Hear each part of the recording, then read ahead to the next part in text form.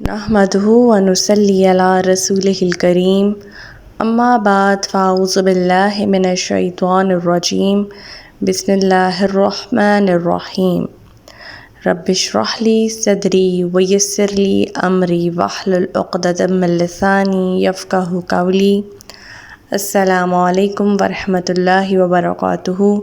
صراط مستقیم میں آپ سب کو خوش آمدید۔ پچھلے سبق میں ہم نے سورہ الرعد کو مکمل کر لیا تھا۔ آج کے سبق میں ہم اس کا مختصر سا جائزہ لیں گے اور اس میں سے اپنے لیے عمل کے نکات نکالیں گے۔ ہم نے دیکھا تھا کہ یہ سورہ قرآن مجید کی 13ویں سورہ ہے اور یہ مدنی سورہ تھی جس کی کل 43 آیات تھیں۔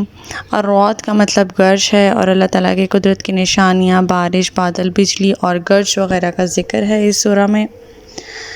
اس سورہ کے جو اہم نکات تھے وہ یہ تھے کہ اس میں توحید کا بہت زیادہ عمل دخل تھا، توحید پر زور دیا ہوا تھا، قرآن اور وحی کی حقانیت پر زور دیا گیا تھا، رسالت محمدی کا ثبوت ملا تھا، قیامت اور آخرت کی یاد دہانی کرواتی ہے یہ سورت، اور ایمان والوں کو صبر اور تسلی کا پیغام دیا تھا تاکہ وہ کفار کے مقابلے میں اللہ تعالیٰ ہی پر بھروسہ کریں اور اللہ تعالیٰ سے دعا مانگنے کا اور عاجزی کی تعلیم دینے کا یہ سورہ ہمیں سبق دیتی ہے۔ اب ہم اس کے عمل کے نکات دیکھ لیتے ہیں جو کہ ہم نے اپنے لیے نکالنے ہیں۔ اس سورہ میں ہمارے لیے یہ سوال ہے کہ ہم کائنات کی نشانیوں سے اللہ تعالیٰ کی وحدانیت کو پہچانتے ہیں۔ کائنات کی نشانیاں مثلاً بارش، بادل، گرج، بجلی، یہ سب کس کی قدرت کے آثار ہیں۔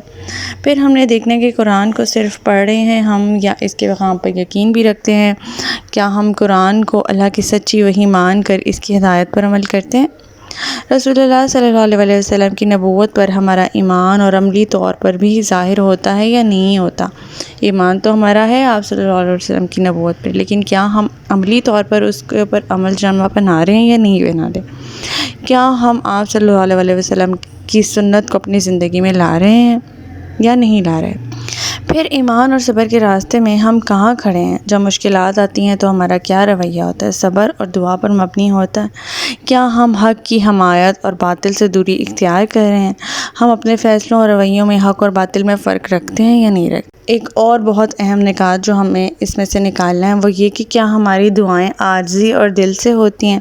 کیا ہم صرف ضرورت کے وقت اللہ کو یاد کرتے ہیں یا ہر حال میں اللہ تعالیٰ کو یاد کریں؟ ہم دنیا کی عارضی فلاح کو ترجیح دے رہے ہیں یا آخرت کی کامیابی کو؟ یہ سورہ ہمیں یاد دلاتی ہے کہ اصل کامیابی آخرت کی ہے۔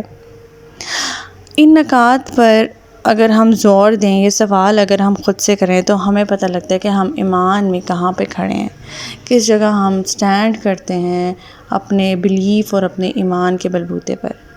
اللہ تعالیٰ سے دعا ہے کہ اللہ تعالیٰ ہمیں قرآن پاک کے احکامات عمل پیرا ہونے کی توفیق عطا فرمائے۔ اللہ پاک ہمیں ہدایت دے کہ جس کے بعد گمراہی نہ ہو۔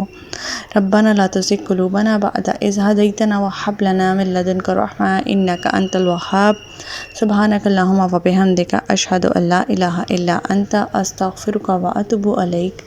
السلام علیکم ورحمۃ اللہ وبرکاتہ۔